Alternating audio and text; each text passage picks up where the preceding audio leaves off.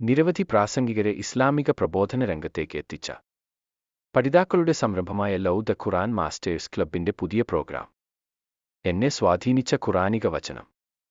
ഈ പ്രോഗ്രാമിലേക്ക് ഏവർക്കും സ്വാഗതം. അനുഭവങ്ങൾ പങ്കുവച്ചുകൊണ്ട് ഇന്ന് നമ്മളോടൊപ്പം ചേരുന്നു ഞാൻ അനീസ ഷഫീഖ്. ഇന്നൽ ഹംദുലില്ലാഹ് വസ്സലാത്തു വസ്സലാമു അലാ റസൂലില്ലാഹ്. എൻ്റെ ശബ്ദം ശ്രവിക്കുന്ന മാന്യ ശ്രോതാക്കളെ, അസ്സലാമു അലൈക്കും വറഹ്മത്തുള്ളാഹി വബറകാതുഹു.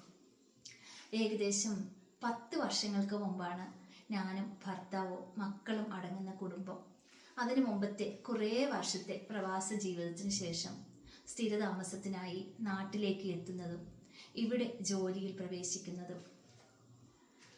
അങ്ങനെയിരിക്കെ യാദൃച്ഛികമായി കിട്ടിയ ഒരു അവധി ദിവസം വെള്ളിയാഴ്ച തൊട്ടടുത്ത ജുമാ മസ്ജിദിൽ ജുമാ നമസ്കാരത്തിനായി ഞാനും പങ്കെടുത്തു.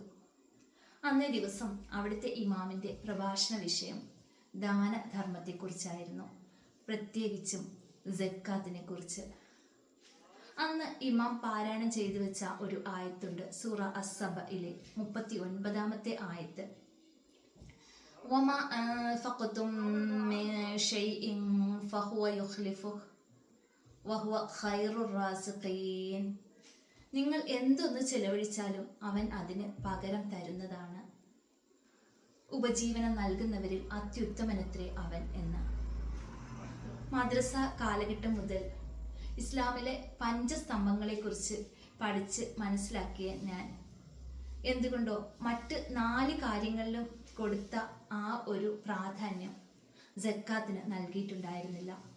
സക്കാത്ത് നൽകേണ്ടത് സ്വർണം, വെള്ളി, ആട്, മാട്, ഒട്ടകം തുടങ്ങിയവയ്ക്കൊക്കെയാണ് എന്ന് കേട്ടപ്പോൾ അത് മറ്റാരോ ചെയ്യേണ്ടത് എന്ന ഒരു ചിന്തയായിരുന്നു എന്നിലുണ്ടായിരുന്നത്. അതുപോലെ സ്വർണം, വെള്ളി തുടങ്ങിയവയ്ക്കൊക്കെ സക്കാത്ത് കൊടുക്കുമ്പോൾ കുറച്ച് വർഷം കൊണ്ട് ആ മൂലധനം തീർന്നു പോകും എന്ന ചിന്തയായിരുന്നു എൻ്റെ മനസ്സിൽ ഉണ്ടായിരുന്നത്. അതിനുശേഷം പ്രവാസ ജീവിതത്തിൽ പുണ്യഭൂമിയായ മക്കയിൽ, പ്രത്യേകിച്ചും ഹറമിന് സമീപത്ത് ഹാജിമാർക്ക് സേവനം ചെയ്തുകൊണ്ട് തന്നെ ജോലിയെടുക്കാൻ അവസരം ലഭിച്ചപ്പോഴും സ്വതക്കയ്ക്ക് കൊടുത്ത പ്രാധാന്യം സക്കാത്ത് എന്ന നിയത്തിൽ ചെയ്യാൻ സാധിച്ചിട്ടില്ല എന്നുള്ളതാണ്. എന്നാൽ ഈ ജുമാ നമസ്കാരത്തിന് ശേഷം ഈ ആയത്തിലെ ഫഹുവ യുഖ്ലിഫുഹു, അവൻ പകരം തരുന്നതാണ്, ഈ വിശദീകരണം എന്നെ ഒരുപാട് ചിന്തിപ്പിച്ചു. എങ്ങനെ സക്കാത്ത് പ്രാവർത്തികമാക്കാം എന്ന ചിന്തയായിരുന്നു തുടർന്നങ്ങോട്ട്. അതിനുശേഷം കാലാവധി പൂർത്തിയായ ധനം കയ്യിലുണ്ടെങ്കിൽ കൃത്യമായി കണക്ക് നോക്കി തന്നെ സക്കാത്ത് നൽകുന്ന ഒരു അവസ്ഥയിലേക്ക് അത് എന്നെ എത്തിച്ചു എന്നുള്ളതാണ്. ഇത് ഒരിക്കലും എൻ്റെ ജീവിതത്തിന് ഒരു ഇടുക്കമോ ഞെരുക്കമോ അല്ലെങ്കിൽ ധനത്തിന് ഒരു കുറവോ അനുഭവപ്പെടുത്തിയിട്ടില്ല എന്നതും ആണ് യാഥാർത്ഥ്യം. സുബ്ഹാനല്ലാഹ്.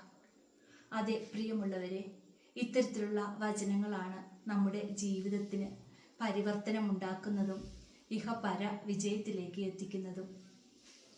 അപ്രകാരം ഇഹപര വിജയം നേടുന്നവരിൽ അള്ളാഹു എന്നെയും നിങ്ങളെയും ഉൾപ്പെടുത്തി അനുഗ്രഹിക്കട്ടെ എന്ന് പ്രാർത്ഥിച്ചുകൊണ്ട് ഞാൻ എൻ്റെ വാക്കുകൾക്ക് വിരാമമിടുന്നു. വആഖിറു ദഅ്വാനാ അനിൽ ഹംദുലില്ലാഹി റബ്ബിൽ ആലമീൻ.